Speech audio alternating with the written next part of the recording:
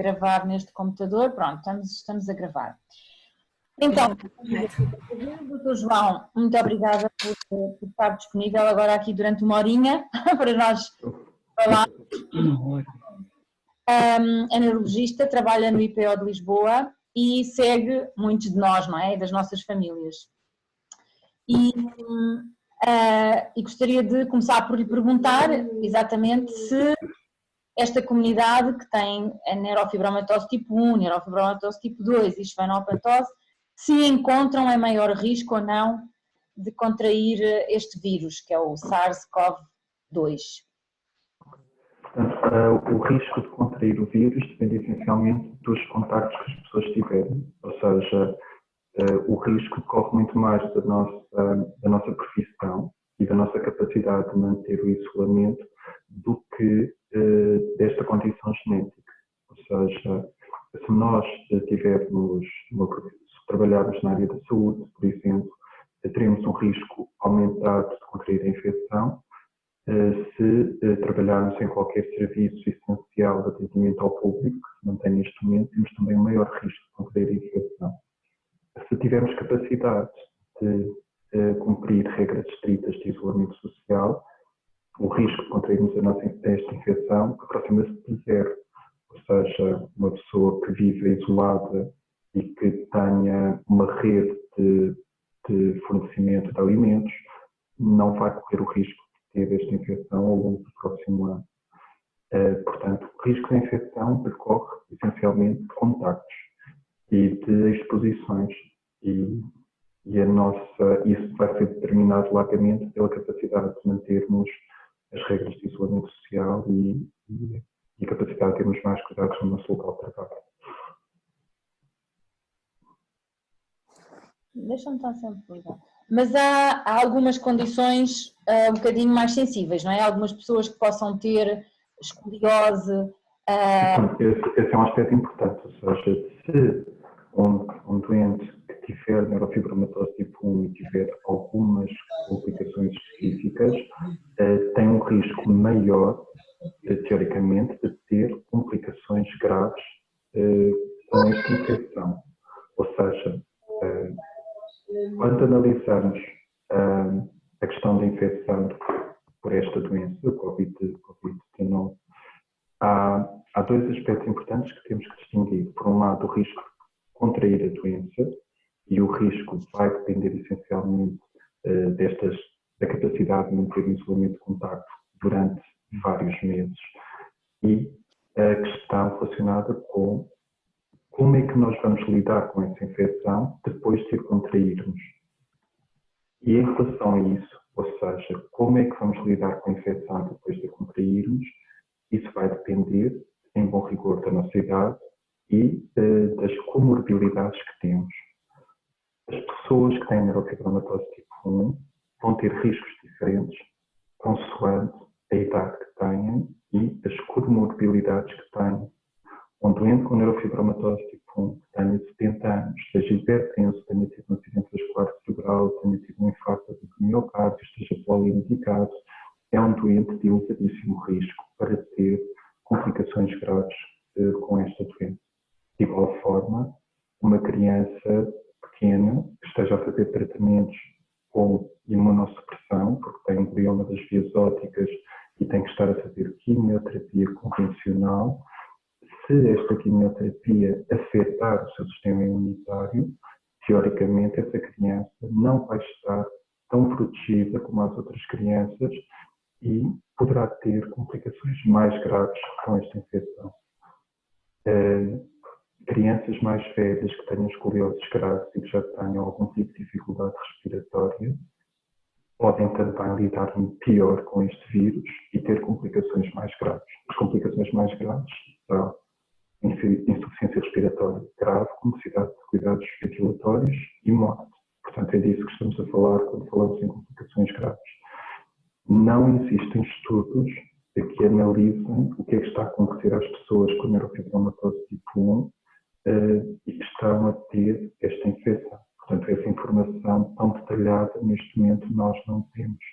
Os dados epidemiológicos que já foram publicados do surto que ocorreu na China, não fazem uma subanálise dos doentes com condições genéticas.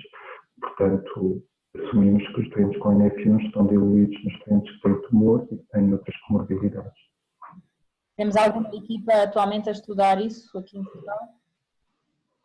Neste momento não. Ou seja, todos os doentes com Covid estão, com teste para a doença positivo, estão identificados, mas no formulário que temos que preencher, quando pedimos o teste, não é especificado se o doente tem, por exemplo, condições genéticas específicas. Essa informação não está neste momento a ser recolhida pela DGS, vai ser muito difícil depois recuperar essa informação. Mais tarde, podemos fazer depois uma análise retrospectiva. Claro.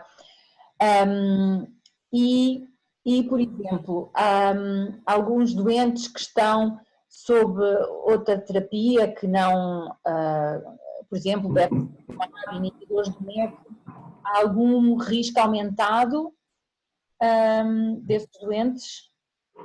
Os doentes com NF1 e com NF2, por não estar a fazer bevacizumab, o bevacizumab pode ter algum efeito imunossupressor, é um efeito raro, mas pode acontecer, e nessa circunstância tem um risco aumentado. O bevacizumab também pode causar hipertensão arterial, e a hipertensão arterial foi considerada como um fator de risco para complicações mais graves também por esta infecção. Portanto, o bevacizumab, de forma indireta, pode aumentar ou sinalizar-nos um doente que tem um risco aumentado para ter complicações mais graves com esta infecção. E, portanto, nesses doentes, os cuidados, o que nós queremos para esses doentes é que não sejam infectados e, portanto, os cuidados de quarentena, os cuidados de isolamento social vão ser intensificados. Os doentes que se têm dirigido ao IPO, qual é o seu conselho? Que mantenham os tratamentos, que mantenham as consultas de rotina ou tiveram que adiar algumas consultas de rotina?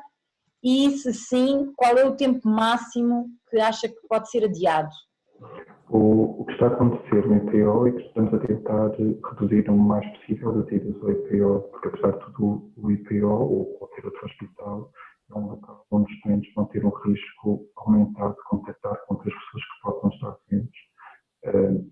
O mesmo também acontece se for em qualquer sítio com muitas pessoas. Portanto, aqui o contexto não é tanto o facto de ser um hospital, é mais o facto de estarem muitas pessoas no IPO e os contactos podem ser em sala de espera, podem ser enquanto estão a aguardar para entrar no próprio edifício. E, portanto, aqui o problema não é tanto o espaço físico do hospital, o problema é que o espaço físico está habitado por pessoas e muitas pessoas. Sempre que possível, estamos a tentar espaçar as consultas ou a converter as consultas em consultas sem presença. Portanto, doentes que estão a fazer estadiamentos e estão a aguardar resultados, de regra geral, não precisam de ir ao IPO para ter o feedback em relação a esses resultados, conseguimos fazer ou gerir o problema à distância. Em relação a doentes que estão em tratamento ativo, se estão em tratamento é porque houve uma indicação para fazer e as indicações podem ser preservar a função visual ou controlar neurofibromas plexiformes, no caso dos doentes com neurofibromatose tipo 1, ou tratar os fenómenos dos nervos acústicos, no caso dos doentes com neurofibromatose tipo 2. E essas indicações para tratamento e o benefício que os doentes retiram do tratamento justificam a continuidade do mesmo. E, portanto, de todos os nossos doentes que estão a fazer quimioterapia convencional ou quimioterapia dirigida ou tratamentos dirigidos, regra geral, todos eles mantêm o tratamento. Portanto, a menos considerássemos que o risco de, eu acho que a única situação em que seria lícito parar o tratamento seria uma situação em que não conseguimos garantir condições de segurança mínimas, tais como as regras de isolamento social. E essa situação ainda não se coloca neste momento. Um doente que está, tem uma doença, neurofibromatose, se tiver em tratamento oncológico e ficar infectado, o que é que há preparado para a tratar, a pedir esse infectado? As recomendações gerais mantêm-se, ou seja, se o doente tiver sintomas ligeiros, deverá manter-se em casa, em isolamento de contato com as outras pessoas. A única coisa que difere é o risco, ou seja, o risco de complicações mais graves e de necessidade de suporte ventilatório, necessidade de oxigênio, internamento hospitalar, é que aumenta. Portanto, as recomendações são exatamente as mesmas. Temos uma situação em que o risco é maior. Mas talvez seja. Anula-se o tratamento oncológico ou não? Nesse caso, o tratamento oncológico vai ter que ser suspenso transitoriamente até resolver a infecção. Pronto. Mas aí o problema já está, ou seja, já temos como os ingleses dizem, the cow is out of the barn, ou seja, o problema já está estabelecido, ou seja, temos um doente imunossuprimido que contraiu o vírus. E nesse caso, o risco de complicações não se vai modificar muito, mesmo que nós paremos o tratamento, porque pode haver um grande desfazamento entre os efeitos da quimioterapia e os efeitos da infecção. Portanto, a quimioterapia, regra geral, quando afeta o sistema imunitário, demora algum tempo a deixar de afetar o sistema imunitário, podem ser necessárias semanas. Neste período, o doente já está na unidade de cuidados intensivos, se tiver que estar. Ou seja, se for essa a complicação e se for esse o percurso que ele vai ter, ele já lá vai estar. E, portanto, a expectativa é que depois de recuperar da infecção, possa retomar o seu tratamento, porque nesse caso já estará imune à doença. Alguém tem alguma questão que queira colocar? Estão à vontade para ver se alguém levantou a mão. Também aparece aí. Se alguém quiser pôr alguma questão, nós reunimos aqui uma série de questões com quem já fomos falando. Há algum risco aumentado para fumadores? Os fumadores têm maior risco de ter efizema pulmonar crónica e terem uma menor reserva respiratória, o que num contexto de infecção respiratória, seja ela qual for, aumenta a probabilidade de haver uma insuficiência respiratória, porque a performance dos pulmões à partida já é pior do que uma pessoa que não tenha, não seja fumadora. O mesmo se aplica, por exemplo, a doentes que tenham uma asma grave e que já tenham uma função respiratória comprometida. Portanto, os fumadores têm um risco aumentado de ter uma infecção mais grave e de terem uma maior necessidade de suporte com oxigênio ou eventualmente de ventilação invasiva ou não invasiva. Portanto, é parar de fumar. Sim, seria uma boa altura, não é? Começar a praticar jogging, ou seja, tentar melhorar o mais possível, fazer as pessoas tornarem-se mais resilientes e mais saudáveis possíveis, na perspectiva de tentar depois lidar também o melhor possível com esta infecção. Portanto, pode ser uma boa motivação. Temos uma pergunta por escrito de uma associada, que infelizmente não se pôde juntar a nós. Ela tem um filho com 7 anos com NF1 e estava preocupada com a reabertura da escola agora para maio. Se isso acontecesse, a pergunta dela era se o menino poderia estar mais em risco de contrair o vírus. Qualquer criança que vai para a escola, se vai em escola muito povoada, vai ter um risco aumentado de contrair a infecção. A questão mais importante é perceber qual é que vai ser a implicação prática que daí vai decorrer. Portanto, se for uma criança saudável, com 7 anos, apesar de ter neurofibromatose, isso não vai aumentar o risco de ela ter complicações graves com a infecção do vírus. Se ela viver num agregado familiar em contacto com pessoas idosas, por exemplo, um agregado familiar que seja composto por avó, mãe e essa criança, o risco para a avó vai ser elevado de contrair a infecção. E nesse caso, a questão não é tanto se a criança vai ter infecção ou não, a probabilidade de ter é elevada. A questão vai ser quais é que vão ser as consequências para o resto do agregado familiar. E se for um agregado familiar em que existam pessoas que têm um risco aumentado de lidar pior com esta infecção, tem que haver uma grande reflexão de qual é que vai ser a melhor forma de gerir esse problema.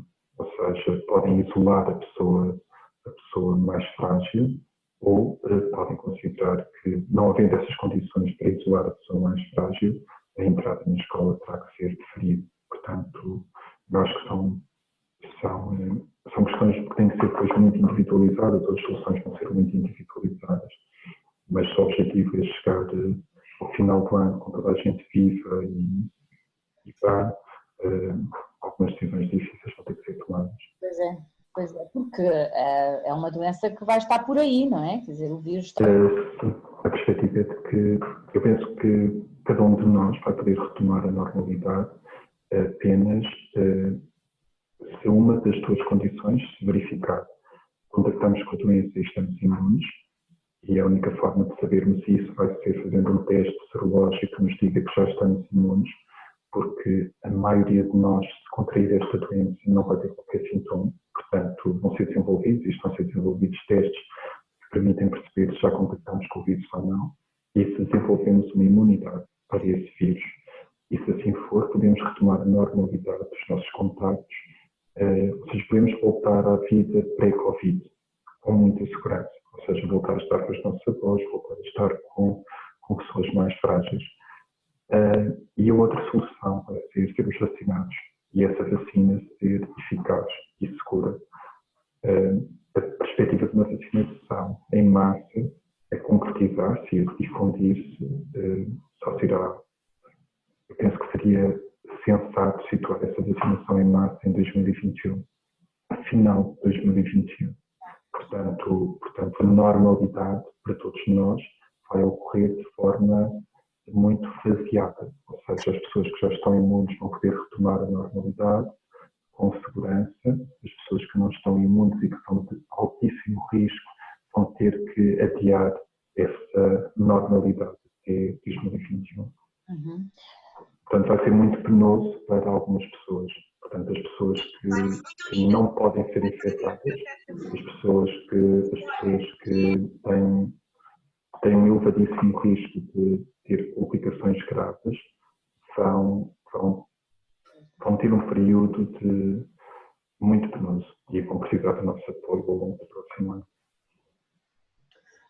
Dr. João Passos, olhando agora para o futuro e com a expectativa de que venha a ser criada alguma vacina para o Covid-19, eu recordo-me quando o Luca estava em tratamentos oncológicos e então não podia tomar as vacinas, tinha que aguardar algum tempo antes de as poder tomar, tinha que interromper os tratamentos, no fundo.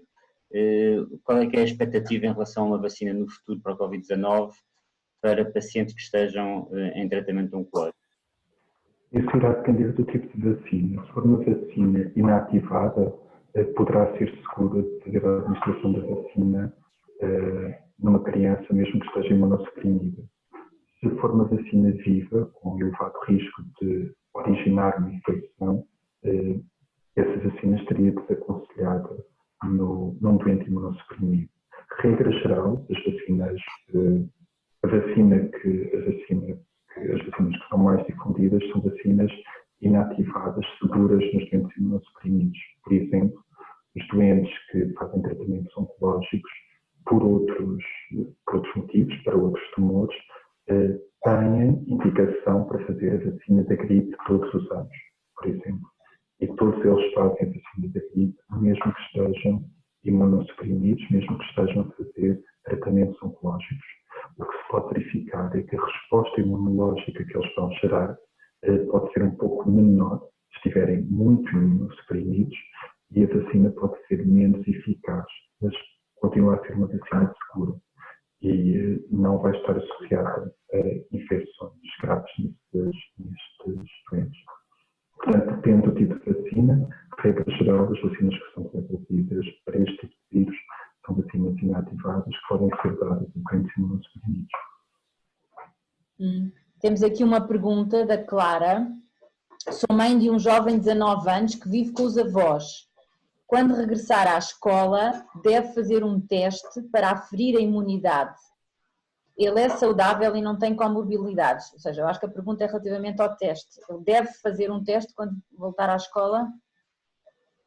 Os testes ainda não estão massificados. Portanto, os testes para aferir a imunidade vão ser feitos de uma forma massificada, ou seja, todos nós poderemos, teoricamente, fazer esse teste para aferir a nossa imunidade, mas ainda não estamos nessa fase. Portanto, a resposta seria sim, deveria fazer o massificado. E ele teria indicação para fazer por contacto com pessoas de elevado risco de poder ter uma infecção grave e se for à escola, ou se voltar a frequentar a escola, o risco de ele poder contrair a infecção também é maior. Portanto, viver com os avós e ir à escola neste período, que se pode estender durante vários meses, são duas coisas incompatíveis, na minha opinião. Ou seja, se os avós tiverem mais de 65 anos e se tiverem comorbilidades, esse comportamento vai expô-los a um risco aumentado. É inevitável e, portanto, a solução passará por ele não ir à escola ou não viver com os avós. As duas coisas combinadas não será uma boa ideia, a menos que se perceba que ele está imune. E ainda não temos esses testes massificados para podermos saber isso. Portanto, será insensato fazê-lo. Esses testes devem estar disponíveis para breve, não é? Tanto, também queremos que a população retorne à sua vida ativa e vamos libertando as pessoas do isolamento à medida que elas mostrarem sinais de imunidade, não é? Pelo menos é o que se ouve. Sim, é a perspectiva.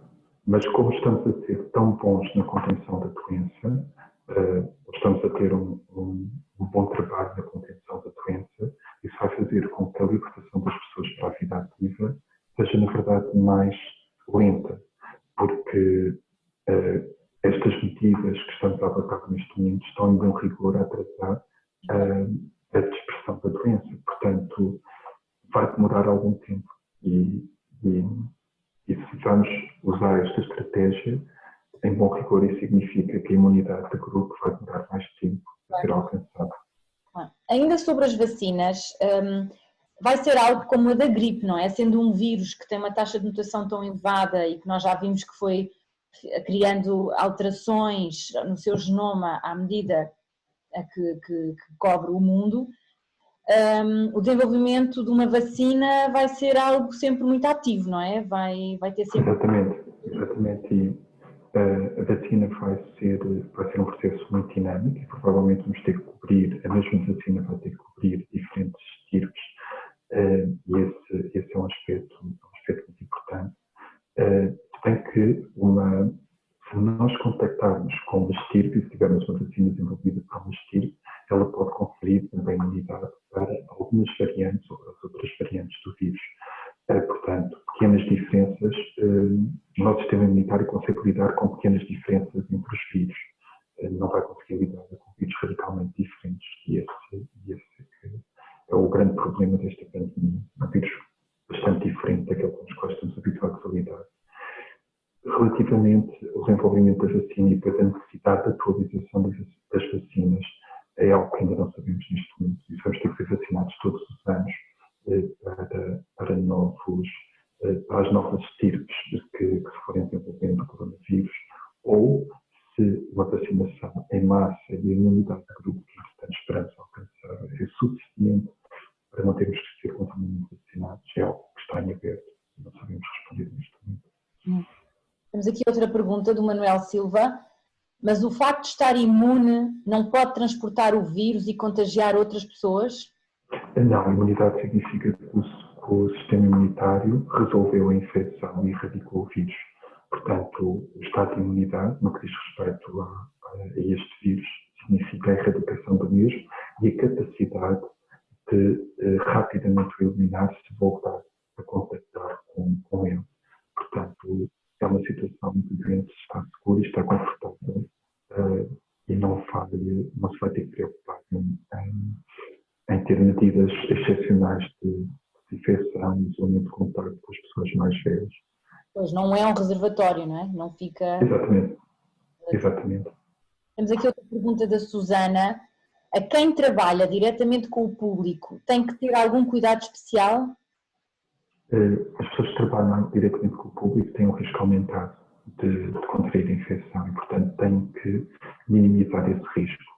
Uma pessoa que trabalha na área de saúde e que vai fazer higiene, um doente que sabemos que tem a infecção, um doente que é Covid-19 positivo, o que está recomendado é usar visar, equipamento de proteção individual, máscara específica, bata, perneiras, desinfetar abundantemente as mãos quando coloca o equipamento e quando adquirir o equipamento. Portanto, isto é uma situação extrema, se vocês quiserem. Portanto, a situação em que nós sabemos que o doente está infectado, está a produzir ativamente muitos vírus que podem infectar o doente que vai prestar cuidados. E depois temos uma situação, talvez no extremo oposto, em que estamos a fazer um atendimento ao público, seja no contexto de consulta ou, por exemplo, no contexto de uma pessoa que trabalha no supermercado e que tenha esta interação com as pessoas. E nesse contexto, o que está recomendado é desinfetar o seu local de trabalho, ou seja, utilizar álcool ou outras substâncias desinfetantes, uma solução de lexívia, por exemplo, para desinfetar o teclado que vai utilizar, desinfetar as superfícies que vai manusear e, idealmente, é usar uma máscara. Portanto, uma máscara cirúrgica é suficiente. E também poderá utilizar uma proteção para os olhos, nomeadamente a viseira, ou se tiver óculos, utiliza os seus óculos. Eu penso que nos supermercados já estão a adotar um sistema de vitrines que permita haver um grande isolamento de contacto entre os operadores de caixa e o público, mas, por exemplo, as pessoas que fazem reposição têm que ter alguns cuidados, porque se os doentes, pessoas que estão infectadas e que não sabem que estão infectadas, manusearem embalagens e podem contaminá-las, e nesse caso os repositores também têm que ter cuidados extra. E os cuidados dos repositores vão ser um pouco diferentes, para além de andarem de máscara, têm que lavar abundantemente as mãos sempre que manusearem objetos potencialmente contaminados. A Susana deu o exemplo de cabeleireira. Acha que está respondido? Os cabeleireiros devem, neste período, não trabalhar. Quando retomarem o trabalho, há várias coisas que podem fazer. Limitar o número de objetos que têm nas superfícies, conseguir fazer uma boa higienização das superfícies entre clientes, espaçar os clientes e, entre cada cliente, lavar as mãos e usar máscara. Idealmente, todos nós deveríamos estar com máscaras nessas circunstâncias. Ok, obrigada. Susana, quer pôr alguma questão? Quer continuar? Não? Está bom, obrigada. O Samuel pergunta, ainda relativamente às vacinas, vamos todos ter que ser vacinados quando aparecer uma vacina? Acha que vai ser aquela vacina obrigatória para toda a gente? As pessoas que estiverem imunes não vão necessitar da vacina e provavelmente a vacinação vai incidir principalmente nas pessoas que têm o risco de complicações aumentado, portanto, e as pessoas que têm o maior risco de serem infectadas. Portanto, um pouco como na vacina da gripe, que são os idosos, profissionais de saúde e doentes imunossuprimidos ou com outras condições crónicas. Portanto, esses vão ser os grupos que vão ser vacinados na primeira leva. Depois vai haver uma notificação da vacinação e se ela vai ser introduzida no Plano Nacional de Vacinação. Essa questão é algo que vai depender muito de como é que vai evoluir a pandemia. Se atingirmos rapidamente a imunidade de grupo, talvez faça sentido apenas vacinar os grupos de risco. Pessoas que não queremos mesmo que tenham esta infecção. Já podemos concluir que ter alguma das neurofibromatoses não é por si logo um fator de risco, mas se associado a outros problemas que, como já descreveu, não é? Problemas respiratórios, problemas de outras comorbilidades, aí sim, para os doentes com NF1 que tenham essas complicações, aí sim será todo aconselhado. Está recomendado, sem dúvida. Está respondido? Samuel, queres dizer alguma coisa? Tá. Mais alguma questão? Temos uma questão global. Sim, está respondido. Obrigada. Temos uma questão global que pôs aqui uma pessoa que eu não consigo identificar porque tem o nome administrador, que pergunta quando é que há uma cura para a ANF. Relativamente à neurofibromatose e à cura para a neurofibromatose, eu penso que há provavelmente dois caminhos possíveis. O facto de o teste genético pré-natal ser cada vez mais difundido vai fazer com que haja uma diminuição dos casos, do número de casos de neurofibromatose tipo 1. Portanto, essencialmente o que vai acontecer é que os pais portadores de mutação e que tenham essa possibilidade de escolher ter um filho sem neurofibromatose tipo 1, se tiverem condições para o fazer, isto é, tiver um bom planeamento familiar e esta discussão, esta possibilidade foi abordada precocemente. Eu penso que vão optar pela fertilização in vitro, garantindo que os seus filhos não têm neurofibromatose tipo 1. Isso vai levar a uma diminuição da incidência da neurofibromatose tipo 1 e, portanto, é um mecanismo para não curar a neurofibromatose, mas reduzir a incidência da neurofibromatose tipo 1. Relativamente à cura, eu penso que estamos a caminhar no sentido de conseguir controlar muito bem as principais comorbilidades da neurofibromatose tipo 1. E sem dúvida que as novas drogas que temos à nossa disposição, ou seja, os inibidores MEK, entre os quais o selumetinib faz parte, e talvez seja aquela que está a ser mais utilizada. Portanto, estas novas drogas vão redefinir o aspecto da neurofibromatose tipo 1, ou seja, as principais complicações da mesma vão muito provavelmente deixar de acontecer e as formas mais graves que nós associamos à neurofibromatose tipo 1 vão deixar de acontecer.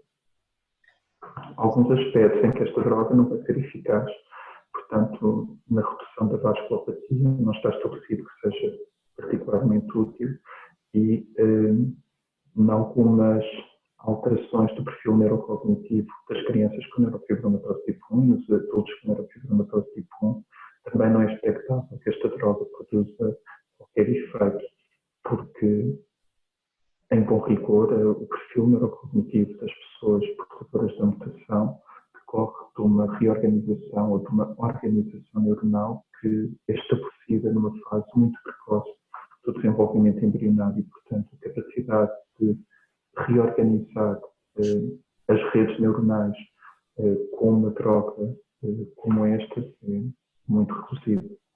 Não é expectável que isso aconteça. Qual foi a primeira doença que falou antes dos problemas neurocognitivos? A escolar, a vasculopatia associada à neurofibromatose. Okay. Também aqui explicar talvez um bocadinho o que é quer dizer o termo comorbilidade. Não sei se toda a gente compreende este termo. Portanto, a comorbilidade significa essencialmente outras doenças, outros problemas que decorrem da mutação genética. Portanto, a neurofibromatose em si mesmo significa apenas que os doentes perdem uma capacidade de produzir uma determinada proteína a nível celular e essa alteração celular vai originar um conjunto de problemas que podem ter uma expressão maior e podem ter um impacto muito negativo na qualidade de vida dos doentes. Temos aqui uma pergunta. Em Portugal tem havido comorbilidade de INF com tumor glómico. A probabilidade de reincidência é maior após remoção?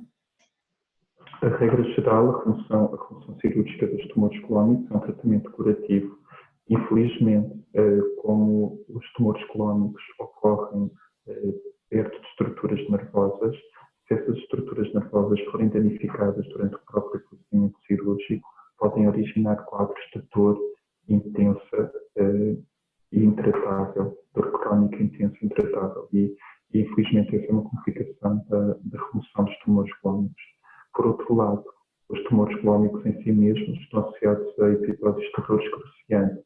Portanto, é uma situação que pode ter um impacto muito negativo na qualidade de vida dos doentes. Regra geral, o tratamento é cirúrgico. A incidência está aumentada nos doentes que são portadores da mutação, NF1, e o tratamento cirúrgico tem um pequeno risco de originar uma complicação que se chama dor neuropática crónica, que pode obrigar ao tratamento com medicamentos. Ok. Inês Mendes, está respondida a sua questão? Não sei quem é, não vejo a cara. Mais alguma questão que queiram colocar? Ok, diz que sim, está respondido.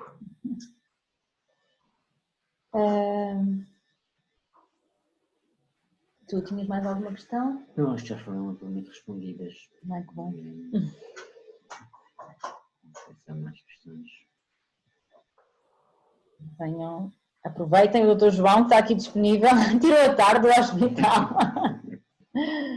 Como é que tem sido o acompanhamento dos doentes nos outros hospitais? Tem alguma noção dos outros doentes? Os outros hospitais estão-se a reorganizar para enfrentar este problema. O próprio IPO também se reorganizou. O que vai acontecer em termos globais é que os doentes que têm outros problemas de saúde vão ser penalizados. Portanto, não, as cirurgias vão ser adiadas, portanto, todos os problemas que não forem emergentes vão ser deferidos no tempo. Portanto, em termos globais, não é uma boa altura para estar doente, porque os cuidados de saúde vão ser penalizados. E vai haver atrasos. Portanto, vai haver atrasos no início de tratamentos, vai haver atrasos no início de cirurgias, e isso vai refletir, isso é um reflexo desta reorganização dos cuidados de saúde. Portanto, mesmo em termos de ressonâncias magnéticas e TACs, está tudo a ser adiado? Quanto tempo é que pode ser adiado um exame de seguimento? Os exames de seguimento provavelmente vão ser todos eles espaçados, são mais espaçados. Nos doentes que estão a fazer quimioterapia, o simples facto de irem fazer um exame aumenta o risco de poderem contrair esta infecção. E o que está recomendado neste momento é que os exames sejam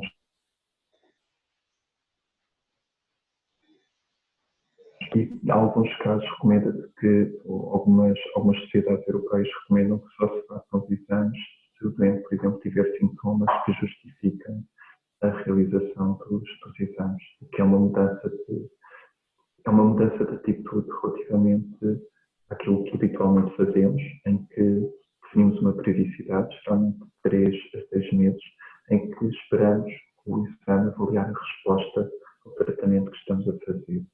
E, portanto, esta nova recomendação tem como objetivo reduzir ou minimizar as idas ao hospital e tentar aproveitar também os recursos que temos para serem canalizados para outros fins. Sim, nós li em algum lado que deve ser isso tudo adiado, devemos ter pelo menos uma avaliação anual. Não... Sim, a avaliação anual vai depender, portanto, os doentes que estão em tratamento, eu vou tentar que continuem a fazer exames de 6 meses, a periodicidade não ser aceitável. Os doentes que estão em fase de estadiamento provavelmente vão ver os exames adiados. Os doentes que têm uma doença controlada e uma doença que está estável, esses doentes vão ser adiados mais de um ano, provavelmente. Temos aqui uma pergunta de Alexandra Roque. Nunca fiz tratamento, gostaria de saber quais os efeitos secundários do tratamento. Mas qual? Não, então começa mais cedo. Tenho NF1, 52 anos. Gostava de saber, há tendência... Eu nunca fiz tratamento. Gostava de saber os efeitos secundários do tratamento. Mas qual tratamento, Alexandra? Aqui há muitos. Alexandra, está a falar de quimioterapia, está a falar de inibidores do MEC. Medicamentos. Mas quais, Alexandra? A prova que o doutor falou. Bevacizumab, por exemplo? Por exemplo, não sei. Quais são os efeitos secundários do tratamento? Então, os doentes com NF1 que têm que fazer tratamentos oncológicos podem fazer vários tratamentos. Os tratamentos oncológicos que consistem em quimioterapia convencional, regra geral, podem causar alterações no sistema imunitário e alterações da medula óssea. Portanto, a medula óssea não vai produzir tão bem os glóbulos vermelhos, os glóbulos brancos e as plaquetas. Portanto, esses talvez seja o efeito mais perigoso e tem que ser melhor monitorizado da quimioterapia convencional. O bevacizumab entra na categoria de imunoterapia, ou seja, nós vamos injetar no doente anticorpos que vão atuar ao nível dos vasos sanguíneos E os efeitos secundários de bevacizumab, regra geral, estão relacionados com a alteração do funcionamento dos vasos sanguíneos. E os doentes podem ter hipertensão, podem também ter hemorragias ou tromboses. E podem ter um efeito particularmente negativo, que é quando os vasos do rim deixam de funcionar corretamente, podem começar a perder proteínas na urina. E, portanto, em relação ao bevacizumab, são estes os principais efeitos negativos, efeitos secundários. Relativamente à nova classe de medicamentos, os inibidores NEC, as principais complicações são complicações cutâneas, a pele fica mais seca, podem ter inflamações à volta das unhas, que se assemelham quase a unhas encravadas, e podem também ter borbulhas, como se tivessem acne na face ou no corpo. E estes são os principais efeitos secundários dos inibidores NEC. Portanto, consoante a categoria dos medicamentos, consoante o tipo de medicamento que está a ser utilizado, os efeitos secundários também vão ser diferentes. Os doentes com neurofibromatose tipo 1 têm uma maior tendência para ter este tipo de efeitos. Ou seja, os doentes que não têm F1 e que são expostos a estes medicamentos têm, regra geral, o mesmo perfil de toxicidades. Portanto, não há uma maior tendência para a ocorrência de efeitos negativos nos doentes com neurofibromatose tipo 1 neste tipo de tratamentos. Em relação à radiação, é outro tipo de tratamento que pode ser utilizado em alguns tumores nos doentes que têm neurofibromatose tipo 1. A radiação, sim, é particularmente negativa nos doentes que têm neurofibromatose tipo 1 ou neurofibromatose tipo 2, porque são doentes à partida que vão lidar muito pior com a radiação, vão ser mais sensíveis a esse tipo de tratamento.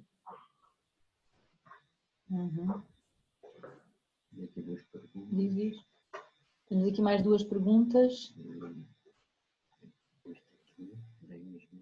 Da Inês Mendes. Há tendência para a ANF ter períodos na vida em que tenham maior aceleração e outros em que não se manifestam assim muitos sintomas?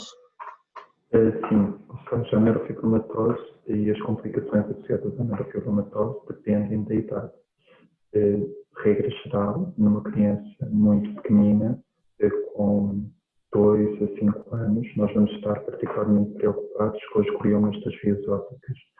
São tumores que afetam os nervos ópticos e que podem fazer com que, pelo seu crescimento, podem fazer com que a criança veja pior e podem então alterar o funcionamento do sistema visual. E são tumores que afetam tipicamente crianças pequenas. Relativamente aos neurofibromas plexiformes, que são tumores que ocorrem ao longo dos nervos, regra geral, eles crescem ao longo da primeira infância e segunda infância. Vocês estão a ouvir? Sim. Está. Portanto, os neurofibromas plexiformes vão ter esse perfil de crescimento, portanto, mais nos primeiros 10 anos de vida. Relativamente aos outros tumores, e quando eu digo outros tumores, estou a pensar em outras complicações oncológicas que podem afetar os doentes com neurofibromatose tipo 1, as idades também diferem, ou seja, nas mulheres que têm neurofibromatose tipo 1, a partir dos 30 anos, o risco de terem neoplasia da mama aumenta. E, portanto, existe uma recomendação para que sejam avaliadas regularmente e façam quer mamografia, ecografia mamária ou ressonância magnética mamária a partir dessa idade de forma periódica, porque o risco de terem esse tipo de complicação é maior do que a população geral. Mas, por exemplo, a partir dos 50 anos, o risco é semelhante à população geral. Portanto, o que acontece nas mulheres com neurofibromatose tipo 1 é que existe um período nas suas vidas, entre os 30 e os 50 anos, em que o risco de terem este tipo de complicação é maior e, portanto, têm que ser mais vigiadas. Relativamente aos adultos jovens com neurofibromatose tipo 1, que têm neurofibromas plexiformes conhecidos, o risco desses neurofibromas terem um comportamento mais agressivo e malignizado é maior entre os 20 e os 30 anos e, portanto, tem que ser também muito vigiados nesse período. Portanto, à medida que um doente com NF1 vai envelhecendo, as nossas preocupações também vão sendo diferentes. A partir dos 50 anos, o nosso foco incide não tanto nas complicações oncológicas, mas principalmente nas alterações vasculares, ou seja, vamos estar muito preocupados com a hipertensão arterial e com o controle de fatores de risco cardiovasculares, porque a partir dos 50 são as principais complicações que afetam as pessoas com neurofibromatose tipo 1 e tem que ser, o nosso foco tem que desviar para esse tipo de complicações. Uhum. Tem aqui uma pergunta que era no seguimento dos exames que estavam a ser adiados ou não, e pergunta, esses exames estão a ser adiados em doentes de NF1 com casos mais graves? Não, ou seja, os casos mais graves os seus exames são feitos e exames urgentes também são feitos. O que acontece é que nos doentes que estavam a ter um seguimento mais espaçado, que têm doenças estáveis, nesses doentes os exames estão a ser adiados. Mais estáveis, certo. Inês Mendes, o que é que não percebeu bem das alterações que vão acontecendo com a idade? Não percebeu bem os problemas cardiovasculares? Inês, qual foi a sua dúvida que ficou?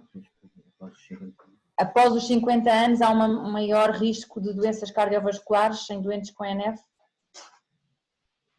Foi isso que o doutor disse há bocadinho quando estava a falar da progressão? Exatamente. O risco cardiovascular dos doentes com NF1, pode imaginar que na população geral, a maioria dos doentes com 65 anos vai ter hipertensão, hipercolesterolemia e tem um risco elevado de ter acidentes vasculares cerebrais e infartos agudos do miocárdio.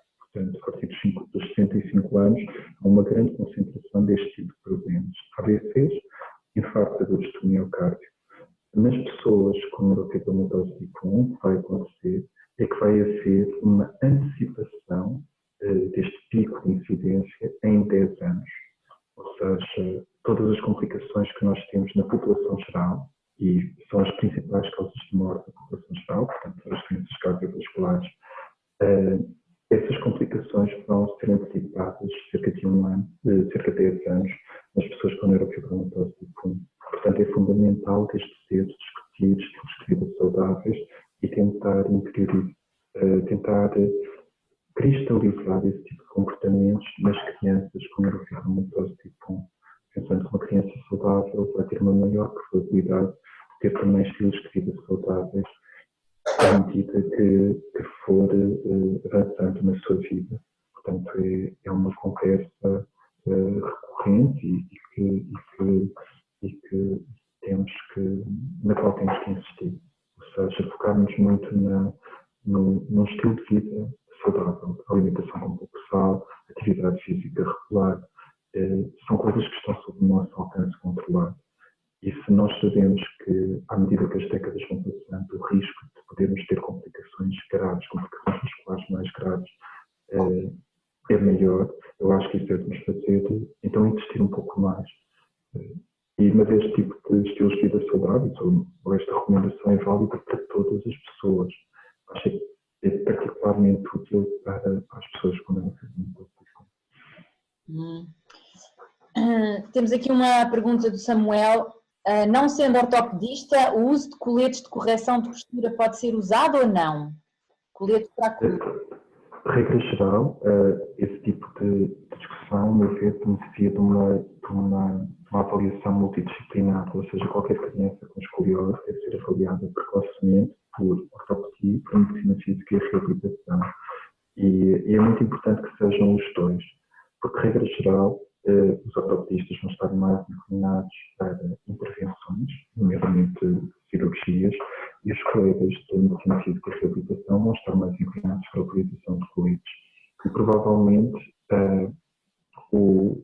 a resposta vai estar um pouco no meio, ou seja, alguns doentes apenas com colete vão ter excelentes respostas e vão ver a sua escoliose completamente corrigida e estável durante os anos, enquanto que alguns doentes vão necessitar de uma intervenção cirúrgica.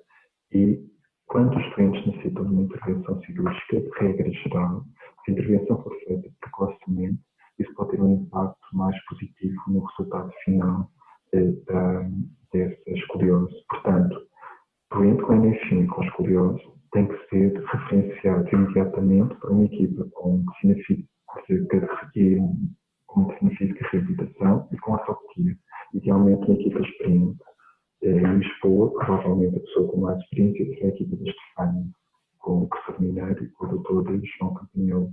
Portanto, é com esses ortopedistas que queremos falar e é com medicina física, para ser do IPO ou do currículo integral que queremos falar, porque a equipa de medicina física com mais experiência nas escolioses. E entre os dois e entre a família, iremos encontrar uma solução para a criança. Ok. Ou adolescente, portanto, serão os dois grupos de risco para escolioses. Aqui uma pergunta da Clara Silva. Nos adultos jovens de 20 a 30 anos, qual é a norma de sintomatologia na NF1? 20 a 30.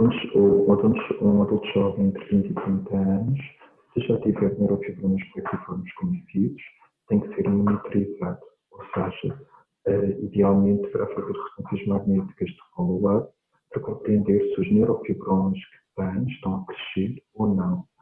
Se estiverem a crescer, poderá ter indicação para fazer uma biópsia dessa lesão ou uma remoção dessa lesão. Outros exames que podem ser úteis são exames da medicina nuclear, nomeadamente a PET, que nos dá uma informação sobre o metabolismo do neurofibroma plexiforme. Diz-nos se é um neurofibroma que está a ficar maligno ou não. Isto em relação aos exames. Portanto, os exames não estão na mão do doente, estão na mão do médico que vai acompanhar. Em relação ao doente, ele vai ter que estar atento a sintomas. Se o neurofibroma que ele tem ficou duro de repente e antes era mole, isso significa que esse neurofibroma pode estar a transformar-se e é um motivo para ir imediatamente ter com o seu médico. De igual forma, se tiver uma dor nova que o acorda de noite ou que vai da coluna para a perna ou da coluna para o braço, isso é um sinal de que podemos estar a ter um crescimento rápido de algum neurofibroma e também justifica uma avaliação precoce. Algum sintoma neurológico novo, nomeadamente falta de força, alterações da sensibilidade, também justifica uma avaliação precoce. E uma dor de cabeça intensa, pouco habitual, uma modificação do padrão habitual das dores de cabeça, também justifica uma avaliação precoce. Portanto, são sintomas para os quais um adulto jovem deve estar atento. E, idealmente, essa discussão tem que ser feita em consulta e o plano de seguimento tem que já estar traçado. Ou seja, um adulto jovem, neste momento, tem que ter uma ressonância magnética de corpo que nos diga se tem ou não neurofibromas plexiformes que tenham que ser monitorizados. E essa política de ressonância magnética de corpo para todos os doentes com neurofibroma plexi é algo que nós estamos a tentar implementar no IPO. Tenho mais uma pergunta. Tendo em consideração as atuais limitações de atendimento do IPO, o que a APNF deve fazer ao nível do reencaminhamento de pessoas que têm procurado o IPO de Lisboa para fazer tratamento com selumetinib? O tratamento com selumetinib, nós continuamos com esse programa ativo, ou seja, com o programa ativo e a tratar novos doentes. O que acontece é que, como as nossas solicitações estão a ser também desviadas, há maiores atrasos entre o momento em que o doente é avaliado e o momento em que o doente inicia a terapêutica. Portanto, eu penso que o que vai acontecer é que vamos continuar a tratar os doentes, mas com mais atrasos até iniciar o tratamento. Portanto, acho que esse é um aspecto negativo e é um reflexo dos tempos que vivemos neste momento. Portanto, os doentes, a meu ver, devem continuar a ser referenciados e devem continuar a ser estadiados, porque os doentes com neurofibromatose continuam a precisar de tratamento, ou seja, isso vai ser um fator incontornável. No longo do próximo ano, a doença não se vai suspender e portanto, a minha recomendação seria mantermos os termos que temos atualmente, ou seja, referenciações, os doentes têm que ser avaliados e eu tenho que tentar perceber rapidamente se é um doente em que tratamento com caráter mais urgente ou, se pelo contrário, um doente que precisa de um seguimento mais espaçado. E essa avaliação inicial é aquela que vai determinar o tipo de doente com o qual estamos a lidar. E, portanto, não deve ser atrasada, não deve ser adiada durante um ano, no meu ver.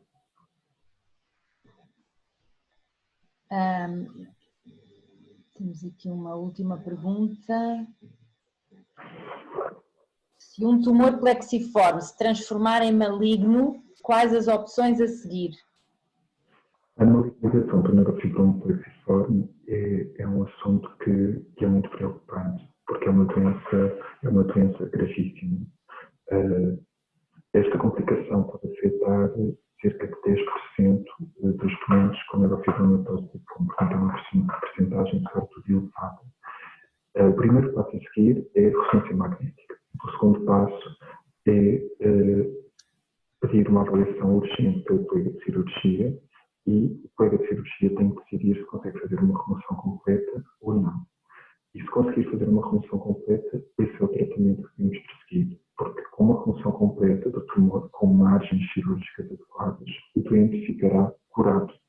Portanto, o conceito de urgência é um conceito que nos acompanha na suspeita de uma malignização, porque se o doente tem um neurofibroma pequeno, localizado na perna, na coxa, este tumor é potencialmente ressecável e o doente pode ficar curado se o problema for identificado precocemente e tratado precocemente. Se este tumor continuar a crescer e eles crescem de forma rápida e agressiva, se ele continuar a crescer ao longo de meses, o doente deixa de ter uma doença curável e passa a ter uma doença paliativa. Ou seja, significa que aquela doença o vai matar, vai causar a morte em algum tempo. Portanto, deixamos de ter opções cirúrgicas, deixamos de ter opções eficazes em termos de quimioterapia para esse doente. Portanto, é fundamental perceber quais é que são os doentes que têm neurofibromas plexiformes ou não, e é fundamental monitorizar esses doentes.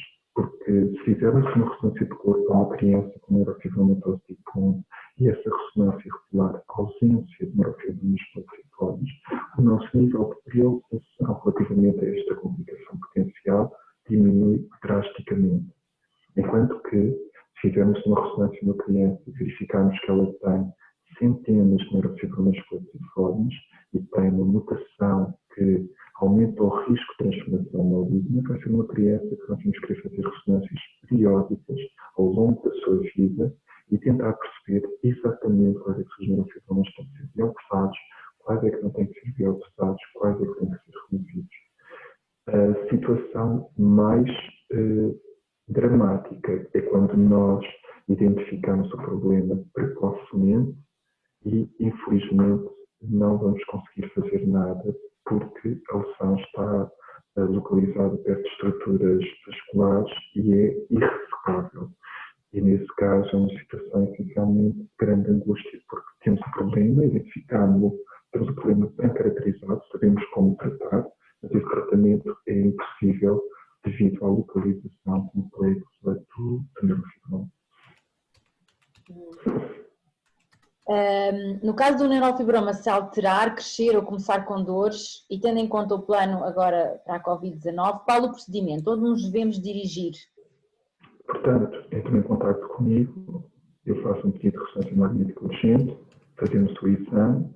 Se a ressonância magnética for suspeita, teremos que fazer uma PET, idealmente na própria semana ou na semana seguinte, e envolver o colega de cirurgia. Portanto, esta é a sequência que temos que seguir. Está bem.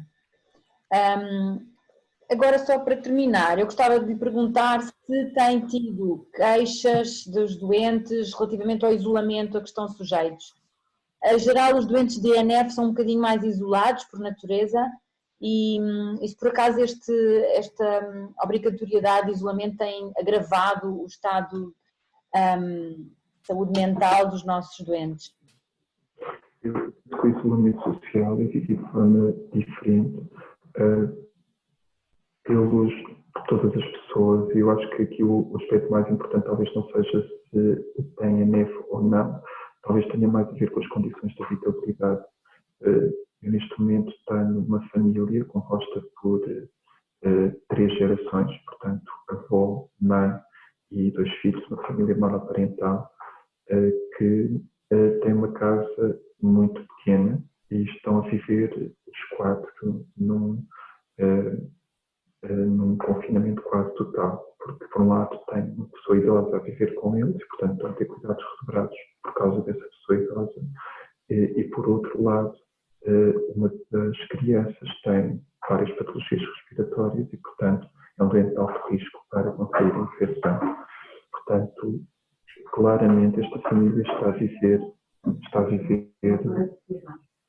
viver um período extremamente difícil e este período difícil não decorre tanto da neurofibromatose tipo 1, decorre principalmente das condições de habitabilidade que têm, das comorbilidades importantes que uma das crianças tem e que faz com que o risco de ter infecção, o risco de ter complicações graves, contrair a infecção seja muito elevado.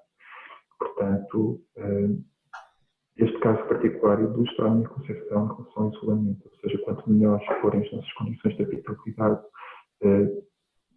provavelmente vamos viver o isolamento de uma forma também mais agradável ou não. E quanto maior for o risco que antecipamos, o risco de complicações graves, mais penoso vai ser esse isolamento ou não. Porque uma pessoa que perspectiva o seu agregado familiar como sendo um agregado de baixo risco para ter complicações graves, vai provavelmente manter um passeio glicémico diário, vai tentar ir todos os dias com o filho passear ou com os filhos passear e isso vai aligerar muito o peso deste confinamento social, enquanto que para outras pessoas que vivam com idosos ou que tenham pessoas com comorbilidades ou problemas de saúde graves, vão viver este período muito mais inquietos e a ansiedade que isto vai gerar neles é muito maior. Portanto, a percepção do risco tem um papel mais importante, a meu ver, do que a questão da neurofibromatose tipo 1. Esta última pergunta serve de ponte para vos dizer que daqui exatamente a uma semana vamos ter uma videoconferência com a psicóloga que está aqui a trabalhar com a APNF, a Inês. À mesma hora, na próxima quarta-feira, vamos mudar de tema, vamos falar do isolamento devido a esta doença nova e de como é que isso nos afeta a todos e em particular as pessoas que têm neurofibromatose. Eu agradeço a todos a vossa presença, agradeço a presença do Dr. João, a sua disponibilidade, é muito bom contar consigo. Digo-lhe já que é raro, nem toda a gente está assim disponível, por isso ter uma pessoa tão bem informada e disponível para nós é muito, muito bom. Muito obrigada. E a todos vocês que participaram, que trouxeram as vossas questões e que estão desse lado, também é muito bom ver esta atitude e toda esta dinâmica. Marcamos encontros para daqui a uma semana, exatamente. Nós vamos agora fazer o anúncio e vão conhecer a Inês e ter a oportunidade para falar um bocadinho desta parte do isolamento e deste stress a que estamos todos nestes dias. Obrigada. Muito obrigado.